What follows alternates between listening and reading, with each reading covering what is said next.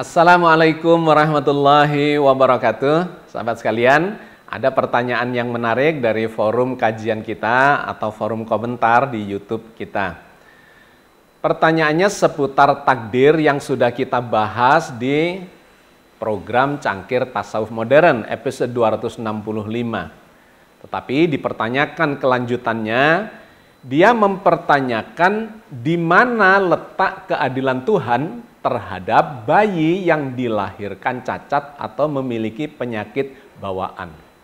Masih ditambahkan lagi oleh dia, jika tidak bisa dijelaskan secara logis, apakah konsep takdir itu masih pantas untuk disebut ilmiah?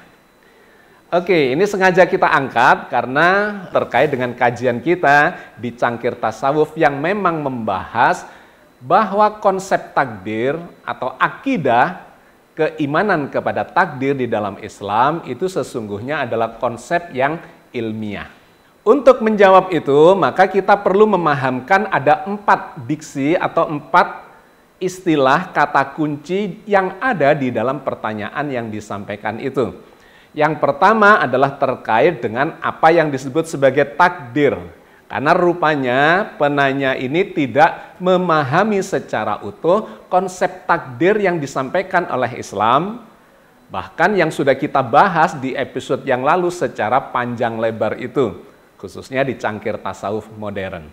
Maka kita perlu mengambil kesimpulan secara holistiknya atau komprehensifnya secara ringkas. Yang kedua adalah terkait dengan definisi adil, karena dia mempertanyakan apakah Tuhan adil atau tidak. Yang ketiga adalah terkait dengan mekanisme cacat bawaan. Dan yang keempat adalah apakah konsep takdir di dalam Islam itu bisa disebut ilmiah apa tidak. Oke, sahabat sekalian, dalam waktu beberapa menit kita akan mencoba menyampaikan secara ringkas. Yang pertama terkait dengan takdir. Kita sudah menjelaskan di episode Cangkir Tasawuf Modern, episode 265, bahwa takdir yang diceritakan, difirmankan Allah di dalam Al-Quran, itu digambarkan sebagai sebuah spesifikasi desain pada sistemnya. Kita sudah membahas ada 5 ayat sesungguhnya di dalam Al-Quran yang menggunakan kata takdir yang berasal dari kata qadaro, menetapkan spesifikasi desain, ukuran-ukurannya dan seterusnya secara sistemik. Saya ambilkan 2 ayat saja untuk memberikan gambaran, merefresh kembali pemahaman kita terkait dengan takdir. Bahwa Allah menggambarkan takdir itu adalah pada skala sistemiknya, aturan mainnya, sunatullah, atau kita mengenal di dalam istilah modern sebagai algoritmanya. Yang pertama ada dalam surat Al-An'am ayat 96. Falikul isbah wa ja'alal laila sakana wa samsa wal qamara husbana. Dzalika takdirul azizil alim. Dia menyingsingkan pagi dan menjadikan malam untuk beristirahat, dan menjadikan matahari dan bulan untuk perhitungan. Itulah takdir atau ketetapan Allah yang maha perkasa lagi maha mengetahui. Jadi pergerakan matahari dan bulan sehingga menghasilkan siang dan malam itu disebut sebagai takdir. Dzalika takdirul azizil alim. Itu adalah takdir, ketetapan dari Allah, dari Sang Maha Perkasa lagi Maha Berilmu. Yang kedua ada di ayat yang berbeda, yaitu di dalam surat Al-Furqan ayat 2. Alladzi lahu mulkus samawati wal ardi wa lam yattahid waladaw wa lam yakul lahu syarikum fil mulki wa khalaqa kulla syai'in faqaddarahu taqdira. Kepunyaannya lah kerajaan langit dan bumi, dan dia tidak mempunyai anak, dan tidak ada sekutu baginya dalam kekuasaannya. Dan dia telah menciptakan segala sesuatu, dan dia menetapkan spesifikasi desainnya dengan takdir yang sebaik-baiknya. Wa khalaqa kulla syai'in faqaddarahu taqdira. Allah pencipta segala macam di jagat raya yang disebut sebagai kerajaan langit dan bumi itu. Faqaddarahu taqdira. Dan kemudian Allah mengqaddarkan, menetapkan takdirnya.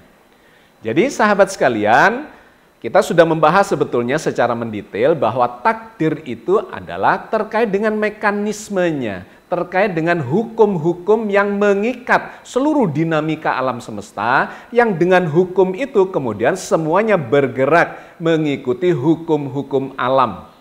Kita juga sudah pernah mendetailkan ini. Hukum alam itu di dalamnya ada hukum sebab akibat. Dikarenakan ada penyebab, maka muncullah akibat, dan seterusnya.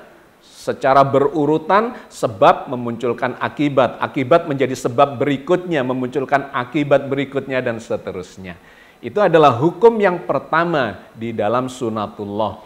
Yang kedua adalah hukum aksi-reaksi. Kalau ada suatu perbuatan, sebuah peristiwa yang memunculkan aksi, maka jagat raya, alam semesta, sekitar kita memberikan reaksi. Dan yang ketiga, semua itu bekerja dalam keseimbangan. Inilah sesungguhnya yang ditakdirkan oleh Allah dan kemudian kita mengenalnya dalam konsep modern sebagai algoritma. If then, jika begini hasilnya begini, jika begitu hasilnya begitu. Oke, saya kira sudah clear secara konsep apa yang disebut sebagai takdir. Apakah itu ilmiah, apakah itu logis, apakah itu rasional? Jawabannya sangat jelas bahwa konsep takdir yang diajarkan Islam itu logis, rasional, dan ilmiah. Nah, yang kedua adalah terkait dengan adil. Apa itu adil? Adil itu adalah menyikapi sesuatu secara proporsional sesuai dengan kondisi yang menyertainya.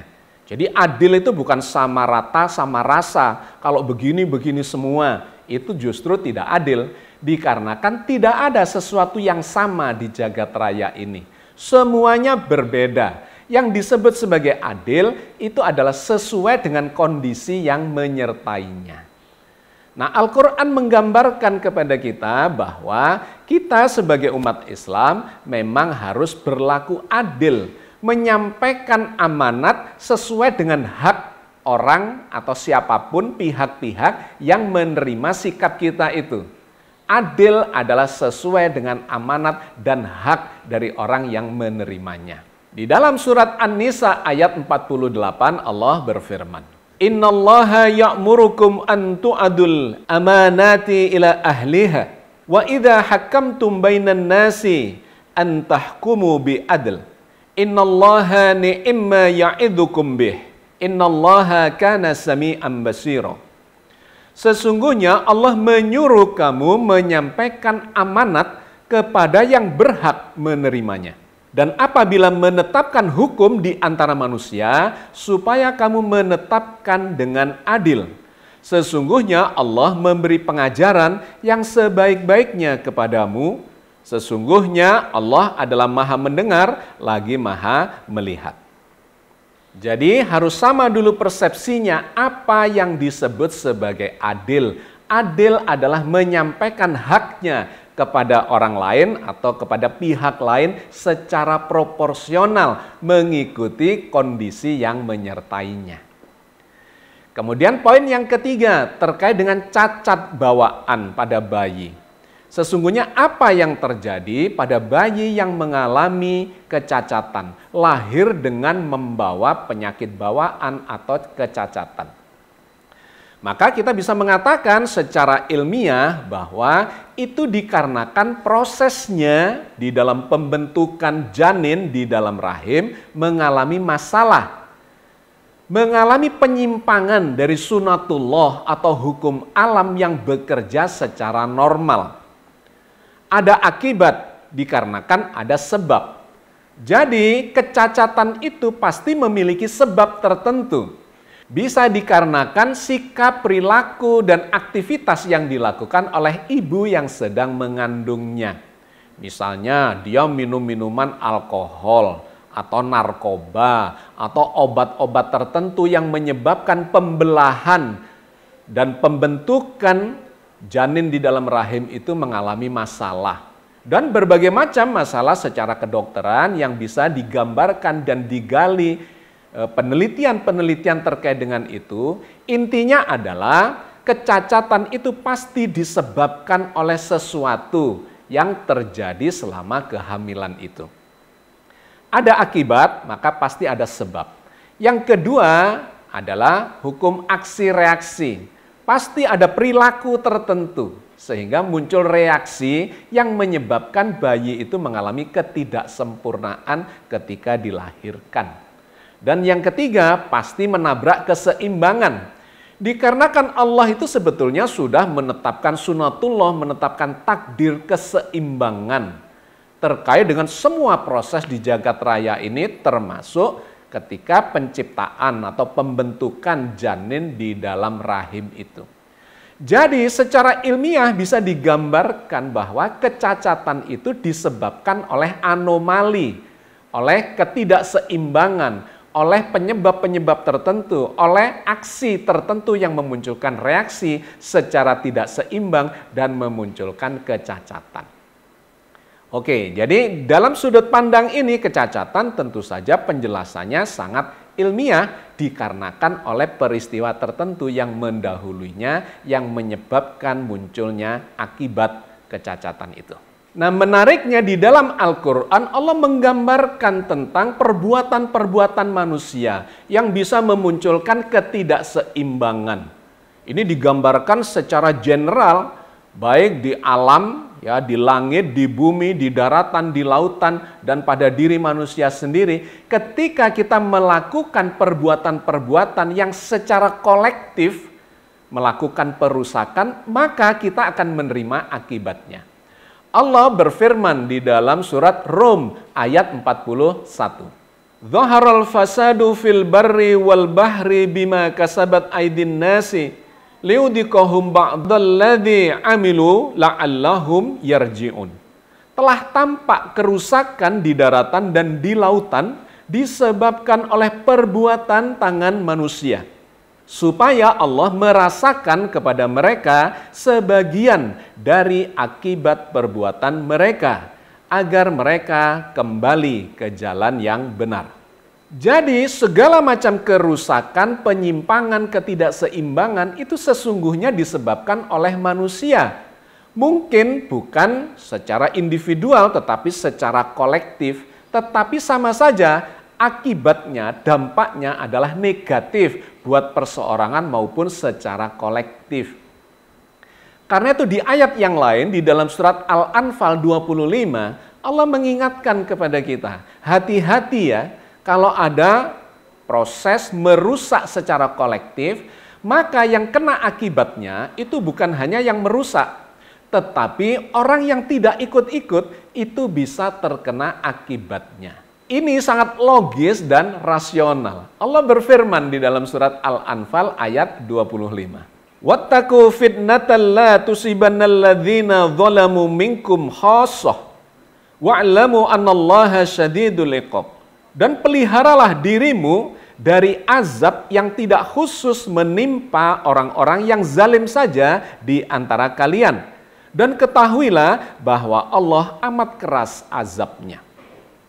Jadi ibaratnya kita sedang naik perahu bareng-bareng, naik perahu rame-rame, kemudian perahu itu ada yang membocori. Salah satu penumpangnya saja atau mungkin beberapa penumpangnya merusak, membocorkan perahu itu. Apa yang terjadi? Yang tenggelam bukan hanya yang merusak, tetapi semua penumpangnya akan ikut menanggung akibatnya.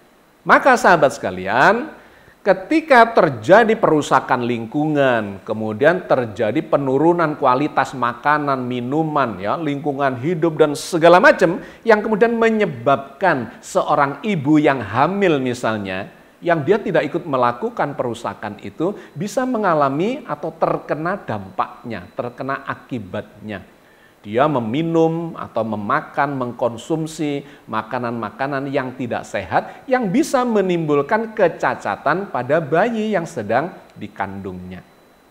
Kalau itu terjadi, maka secara ilmiah bayinya tentu saja akan mengalami masalah, mengalami kecacatan. Dikarenakan Allah memang telah menetapkan takdir. Dari mekanisme hukum alam, jika begini, pasti hasilnya begini. Jika begitu, hasilnya begitu. Maka Allah mengingatkan, hati-hati terhadap hal-hal yang negatif, yang zalim di sekitarmu. Harus amar ma'ruf nahi mungkar. Kita mengajak kebaikan, mencegah kejahatan, supaya apa? Supaya kita tidak terkena dampak dari perbuatan yang zalim itu. Oke, kembali ke pertanyaannya, maka apakah takdir Allah itu logis, bisa dijelaskan secara logis terkait dengan bayi yang tidak bersalah, bahkan ibunya mungkin tidak bersalah, tetapi bayinya terlahir dengan cacat?